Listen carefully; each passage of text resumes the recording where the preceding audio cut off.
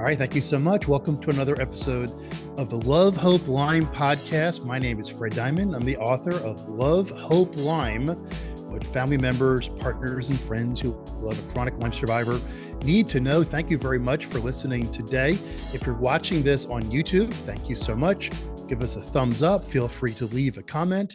We would definitely get back to you. If you're listening to this on Apple Podcasts, thank you so much as well. Give us a 5-star rating. We would greatly appreciate it. We're doing today's show as a lead up to Thanksgiving in the United States.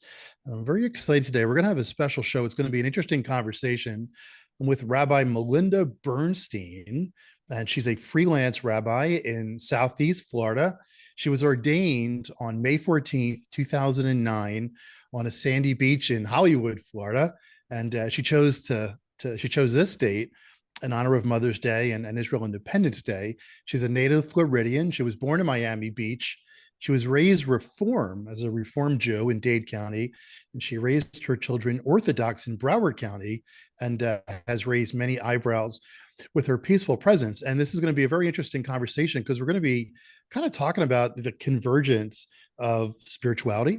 I've had a lot of conversations, Rabbi Melinda, with many people over the last 3 years since the publication of the book Love, Hope, Lyme, where people were questioning their faith, and we're going to be talking deeply about that. Now, the rabbi's approach to Judaism is anchored with the consciousness of the heart, the passion of the soul, and the delight of knowing the body.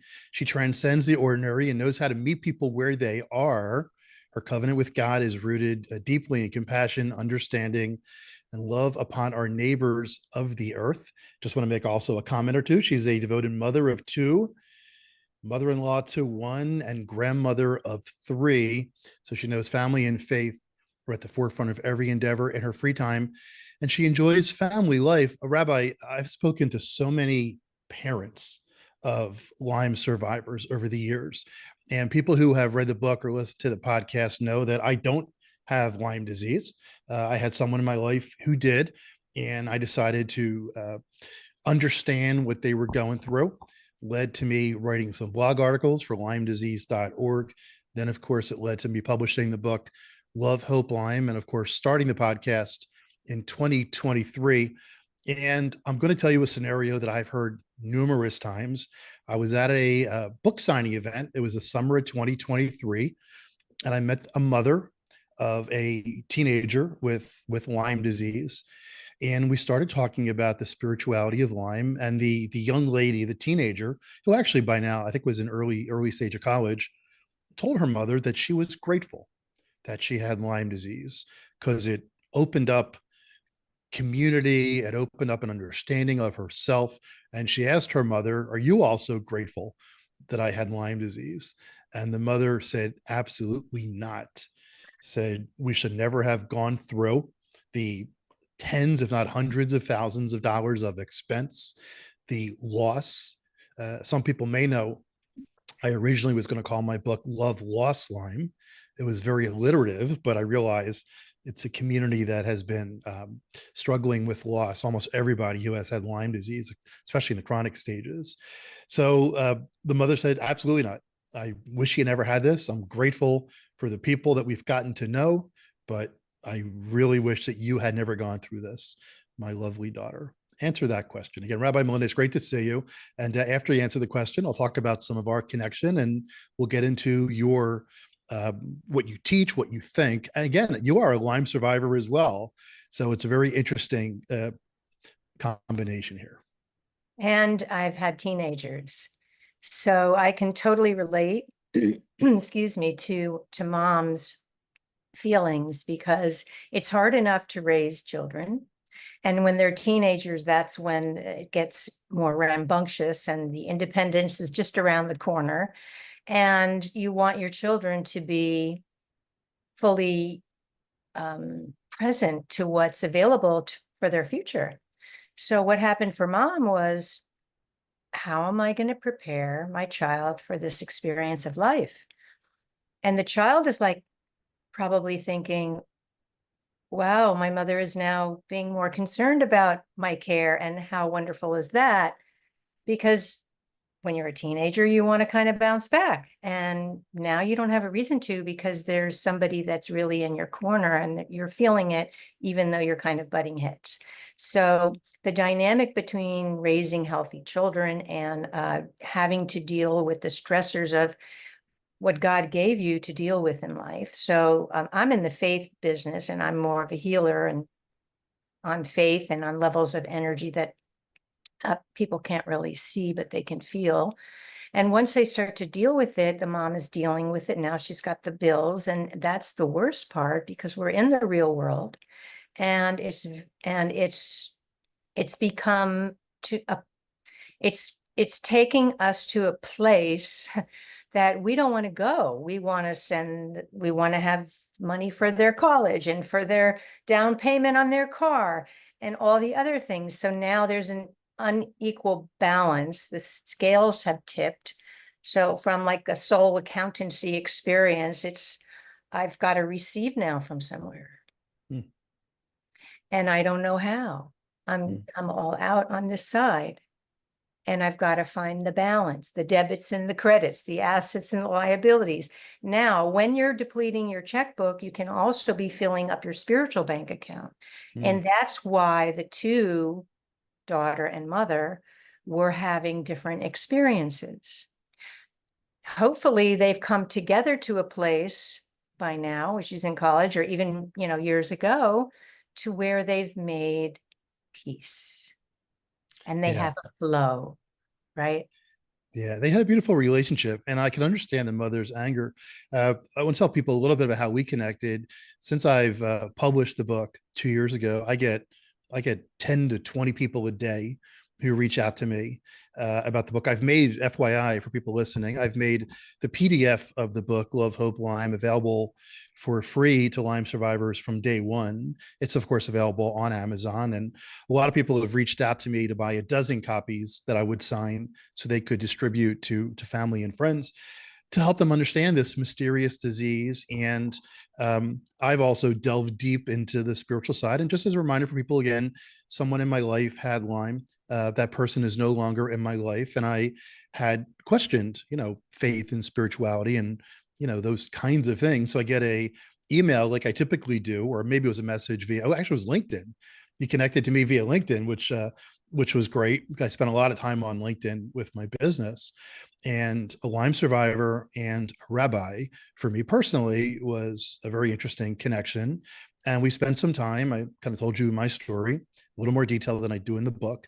And you were great in kind of bringing up some of the thoughtfulness that you actually just gave in your very, very first answer here. Would you be comfortable talking about your Lyme journey for a minute or two? Absolutely. Yeah, tell us a little bit about that so that the listeners understand that you're also one of them. You're a Lyme survivor as well. Absolutely. And since we're pre-Thanksgiving and pre-holidays and pre-election and pre all kinds of things going on, I want to say I'm grateful for the opportunity to be heard in what's been happening for me. And I'm also grateful for your book. When I saw, okay, so October 7th was a very pivotal time for a lot of the Jewish people and a lot of people, Palestinians, and just reverberated across the world, right? And me, being the cosmic feeler of things, just felt overwhelmed and burning out the candle on my adrenals. So I sought out support, and I found a place that opened up right near me. And I knew it was a sign from God that I needed to go there. I had been saving my money for 8 years, living in my mother's condo with my father's pension. My father of blessed memory. Okay. His birthday is on November 30th. So sometimes it happens during Thanksgiving weekend, and he passed shortly after his 88th birthday. And so between the holidays, we're always thinking of him. He passed the night before Hanukkah. So that's the holiday of light. So I gather light from my ancestor, from my father, especially as I'm sitting here and also as I'm sharing out in the world. That's part of my work, right? So I find this place and I go there and I get started with them. And I say, I'm like a kid in a candy store. I want everything. And I'm like, I need this, I need this, and I need this. Let's start. So that was April. By May, I had my Lyme labs, which showed that my blood had these, a dozen chronic markers. I won't get into the labels and co-infections because people can read your book for that. And your book, speaking of which, I didn't get to your book yet. I was just looking at my labs and going, my blood is not clean. And I've got to do something about that. Mm. And this company had the IV ozone Mm. that cleaned your blood. And I knew instantly this is a beginning. So then I'm like looking around I don't want to get too involved in the internet because it's very distracting, but I saw your title and I'm like, boom, Melinda, that's another sign. I'm on the road, right? I have a roadmap, but it's not all filled in. There's a new chapter. And I saw it and I listened a little bit to you and I just put it on the shelf of do later whenever my head was more clear, right? Because I have Lyme and I'm still learning I have Lyme. So now it's only been May, June, July, and August. And I had COVID after I got started with them. So everything got worse. But I got your book after my COVID subsided and I started to get back on the path. And I sent it immediately to my family before I even read chapter 1, because I would read it overnight, and I did. And the next time my family interacted with me, everyone was way more understanding and not much needed to be said when I needed support. So thank you for that. It's beautiful. No, I appreciate that. And thank you very much as well. And I've had some people who've read the book who have said that it's helped them be more empathetic to family members and to understand. So I appreciate your saying that. So healing is a huge word. And, for people who are listening, if you don't suffer from a chronic illness or a disease like this, if you will, healing, to be honest with you, before I even started thinking about writing the book, healing is a word I hardly ever thought about. And then I started seeing it all over the place once I decided to learn more about what people go through, not just with chronic Lyme, but you mentioned the co-infections, and there's other like cousins, if you will, as well. You have a 7-step roadmap that you take your people that you counsel as well. Do you want to go through that and take us through those steps? I do, but beforehand, I just want to speak to the language of healing is something that everybody has. Children who don't have the Lyme, or adults need to get out in the sun, and golfing is their thing. And that is healing, but they don't think of it that way. That's all. They're indulging their neshama, their soul. They're having a good time. They're being purposeful. And the roadmap to a prosperous and purposeful life was something I wrote when I was in life coaching school in 2007. I gave it out to my family on my 50th birthday, and my brother saw a paragraph that he thought would insult or hurt my mom. So I kind of put the whole thing on the shelf. And I was like, okay, what's next in the world? And then the rabbi thing came. But I've been using the roadmap ever since. So as an example, how I used it, first of all, the first step is R, road is an acronym. I took responsibility for my health. I wanted to learn about the tick. The tick has a purpose, just as we do. Just like you say, don't judge him, never judge a man until you walked in their shoes. Never judge a tick until you've hopped into their body. So what did I learn about the tick? I learned certain things that they feed on our blood, right? So they teach us we want to attack, we want to detach, we want to let go.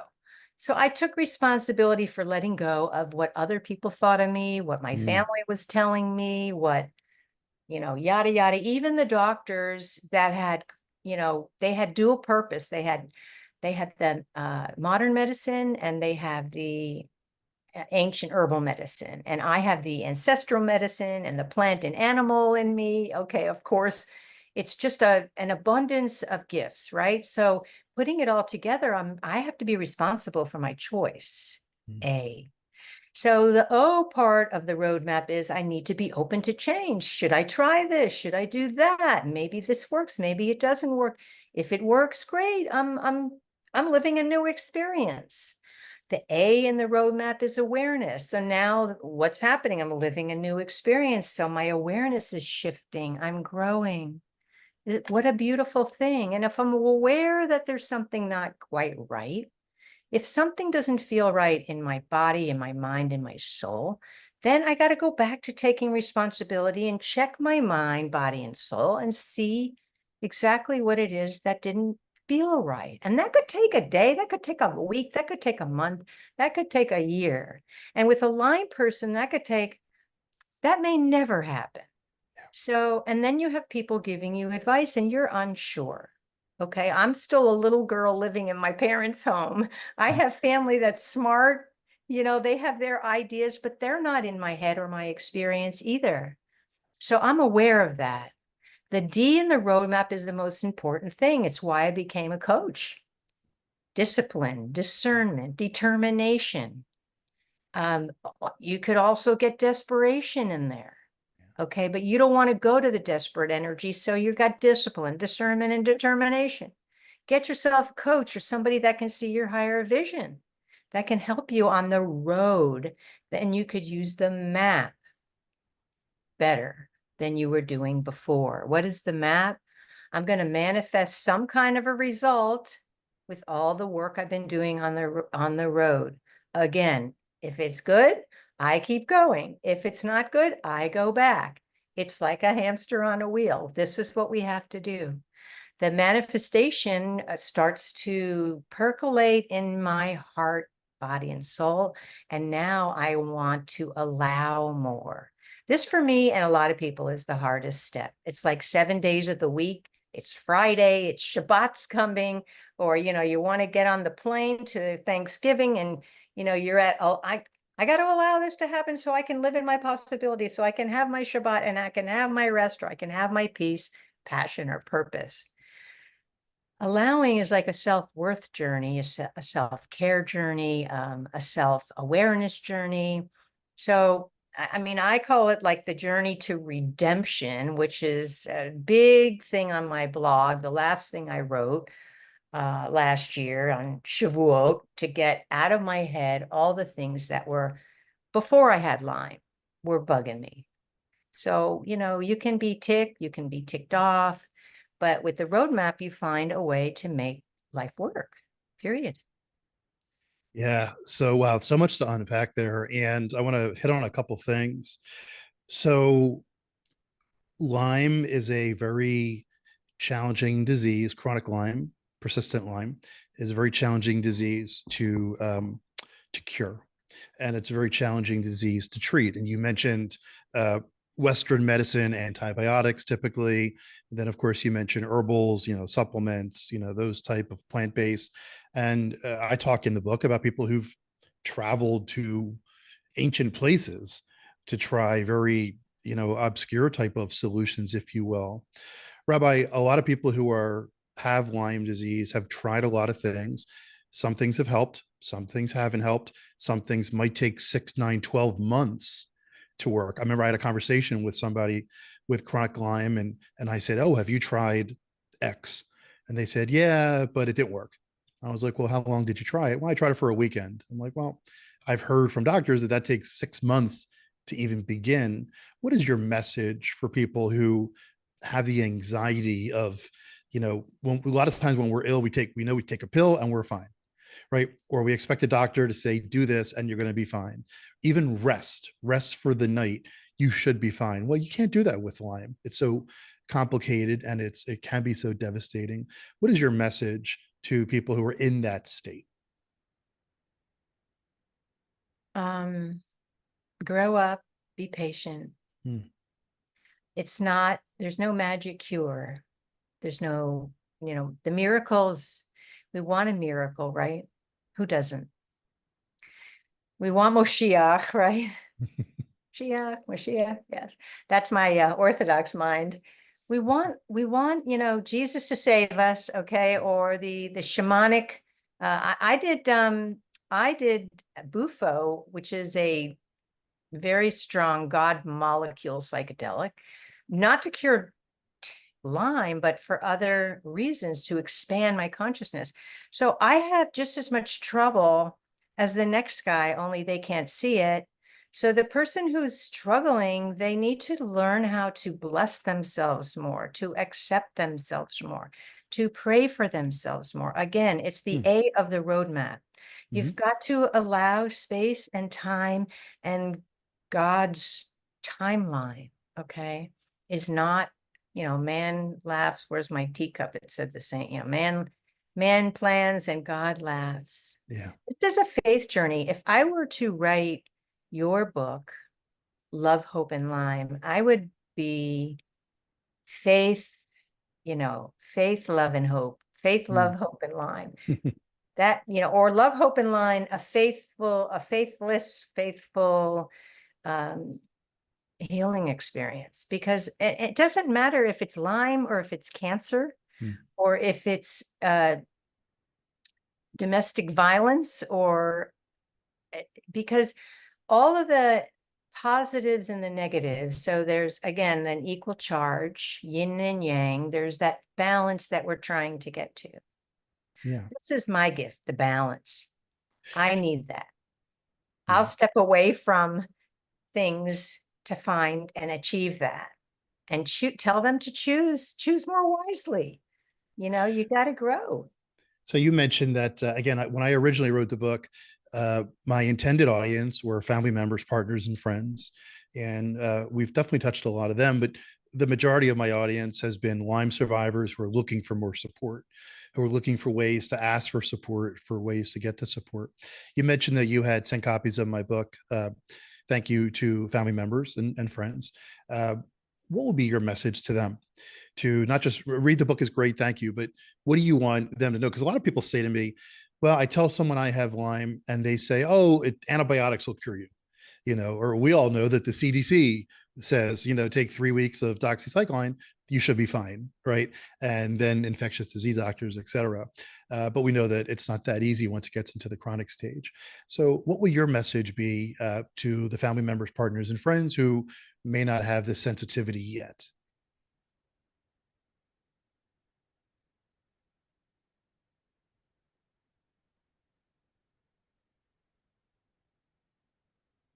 That's a very, very challenging question, because each individual storyline or journey carries different energetic compositions of what God wants them in this world for.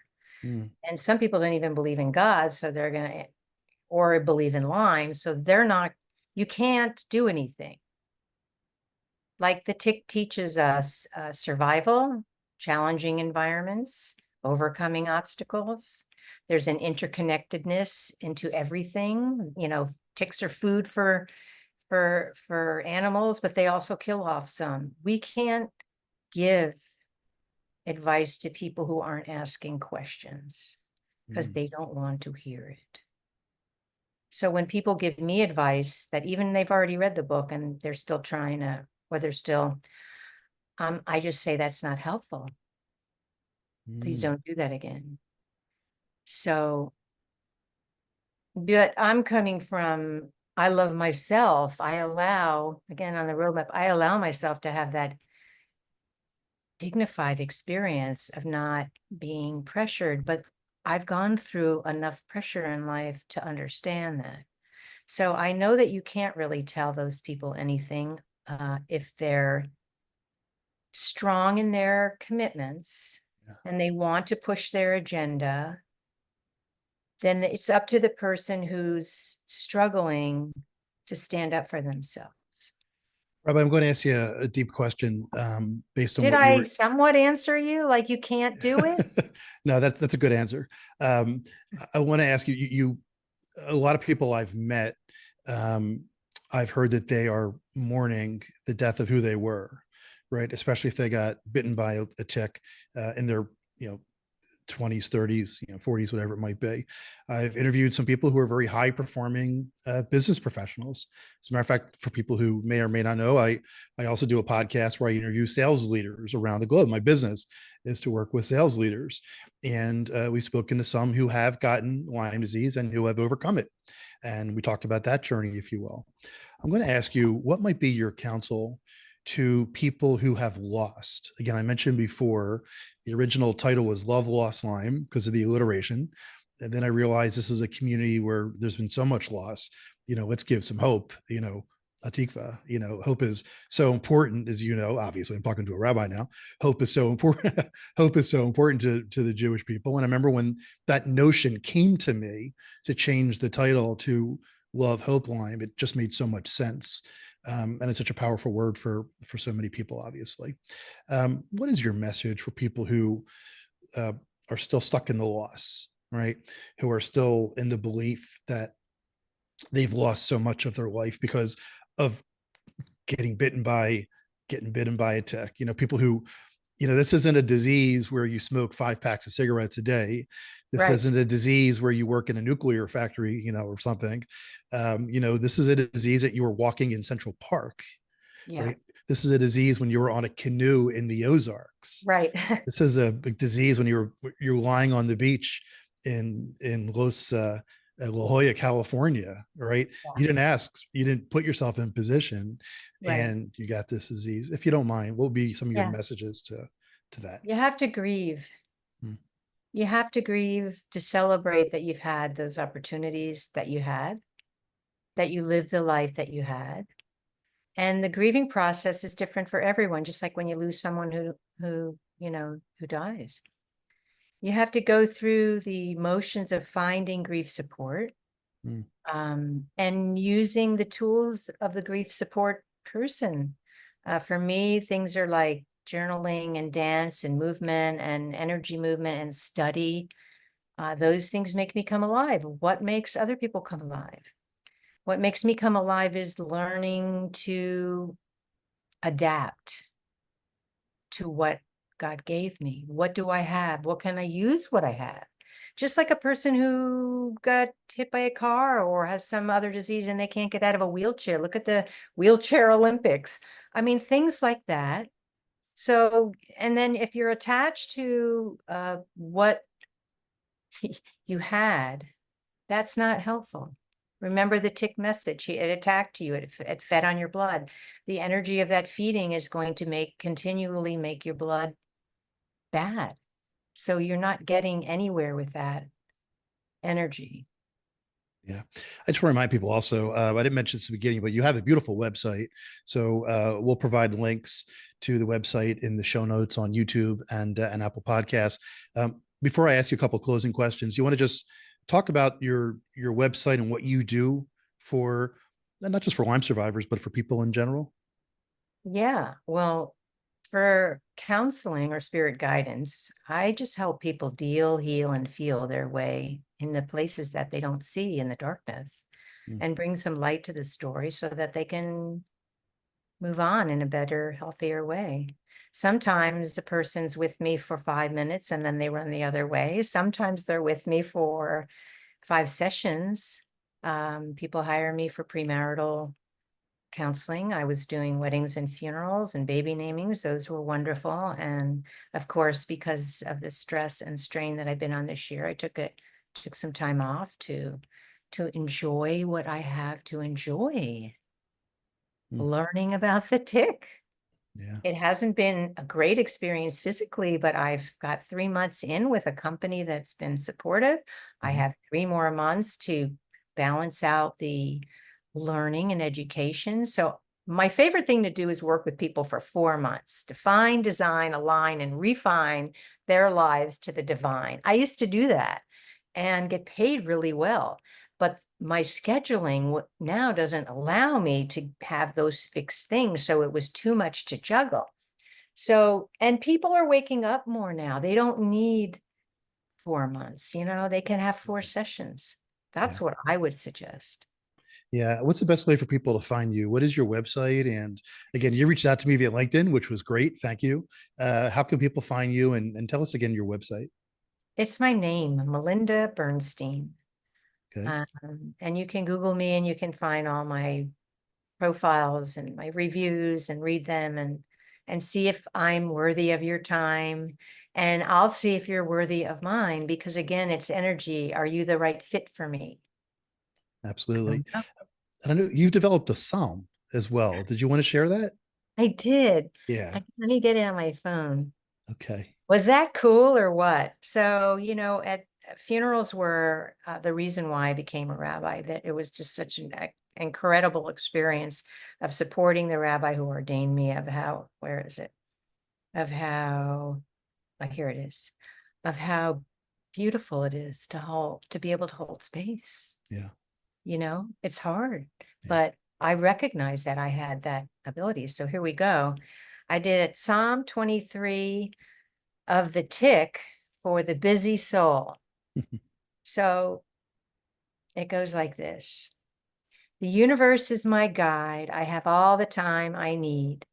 Oh, wait, I should say, for people who don't know what a psalm is, it's a prayer, and Psalm 23 is a very popular prayer written by King David in his times of deepest trouble, often read at funerals. Okay, Psalm 23 of the tick for the busy soul. The universe is my guide. I have all the time I need. In moments of stillness, I find rest. It leads me to quiet waters of intention. My soul is restored with purpose, and on paths of compassion I walk for the sake of kindness and love. Even when the day grows heavy with tasks, I fear no overwhelm, for presence is with me. Its gentle reminders and loving whispers comfort and sustain me. You set before me a table of peace in the midst of my busy world. You bless my moments with grace. My heart overflows with calm. Surely kindness and compassion will follow me all the days, and I will dwell in the space of intentional living now and always. Yeah. It was beautiful. Thank you so much. It's life is for the living, right? Um, uh, yeah, we can go down some other paths, maybe on the second show or something.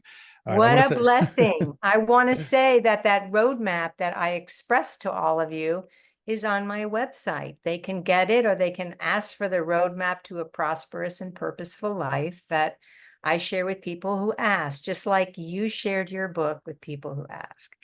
It's not as long, it's a 20-minute read, but it'll help you understand what you can do with yours. And I want to bless you, Fred, and everyone who's listening, for a fruitful Thanksgiving holiday, a safe one, an easeful one. And to the end of 2024, I say, L'chaim. Yeah, to life. All right. Once again, I would thank Rabbi Melinda for answering a lot of questions. Again, a lot of people, I've met thousands of people over the last couple of years, and there are some people, like I said, who have fully devoted their life to whoever their God might be to take them through this process. And there are some people who have gone the other route, if you will. And you've definitely given us a lot to think about, a lot to contemplate. We are in the season of gratitude. If you're listening to this sometime deep into the future, good. I'm glad you found us. I'm grateful that you found us. I encourage you to find Rabbi Melinda Bernstein. Like she said, you can just Google her and you'll find her in multiple places. All right, Rabbi, once again, thank you so much for all the great that you shared for us today. I'm very grateful that you came into my life to help me, and that you appeared on today's Love, Hope, Lyme podcast.